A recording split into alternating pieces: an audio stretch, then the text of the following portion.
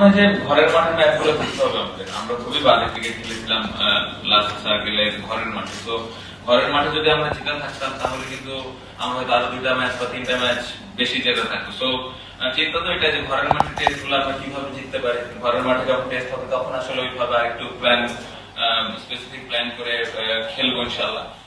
বাইরে ভালো হয়েছে, এই কনফিডেন্সটা আমাদের কাজে দিবে ইনশাল্লাহ। যদি এবছর আমরা বাইরের মাটিতেও রেজাল্ট করতে পারি তাহলে দেখা যাবে যে আমাদের এই বছরের যে টেস্ট চ্যাম্পিয়নশিপের সার্কেল, এই সার্কেলে এখন বেটার রেজাল্ট। এটা আসলে এখন এখানে বলতে চাই না, কারণ অপোনেন্ট যদি দেখে বিষয়টা আসলে অনেক আগে থেকে ওপেন হয়ে যাবে। বাট আমি যে কোনো পজিশনে খেলার জন্য প্রস্তুত আছি এবং আমার আরো টপ অর্ডার ব্যাটসম্যান আছে। তো আমাদের টিমে অপশন আছে। তো দেখা যাক ইনশাআল্লাহ। প্রিপারেশন যদি বলেন, আমার মনে হয় প্রিপারেশনটা মোটামুটি ভালোই হয়েছে।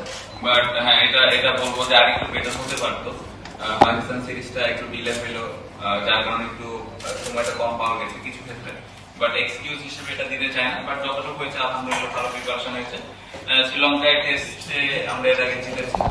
সো আশা করবো যে এবারও ভালো কিছু হবে। এটা তো অনেক অনেক বড় স্বপ্ন। এত দূরে যদি আমি এখনো চিন্তা করি তাহলে আসলে বোকামি হবে আমার কাছে মনে হয়। ছোট ছোট ভাবে যদি আমরা আগাইতে পারি তাহলে খুব ভালো। কারণ আপনি যদি দেখেন, আমরা যখন শুরু করেছিলাম এর আগের সার্কেলে আমরা একটা ম্যাচ জিতেছিলাম, গত সার্কেলে আমরা 4টা ম্যাচ জিতেছি। তো আমাদের একটু ইমপ্রুভ হয়েছে। সো টার্গেট থাকবে যে এই সার্কেলে কিভাবে আরো 2টা 3টা ম্যাচ বেশি জিততে পারি। সো যদি আমরা এইভাবে ছোট ছোট চিন্তা করে আগাতে পারি, কেননা একটা সময় হয়তো বাংলাদেশ টিম আর কি ফাইনাল খেলবে। বাট খুব ইম্পর্টেন্ট যে আমরা এই বছর, এই নেক্সট 2 বছরের মধ্যে গত বছরের থেকে কিভাবে বেটার রেজাল্ট করি। ওয়ালটন আবারও মিলিনিয়ার অফারে ওয়ালটন ফ্রিজ কিনে আপনিও হয়ে যেতে পারেন মিলিয়নিয়ার। মিলিনিয়ার ছড়াছড়ি দেশ জুড়ে, এটা শুধু ওয়ালটেনই পারে।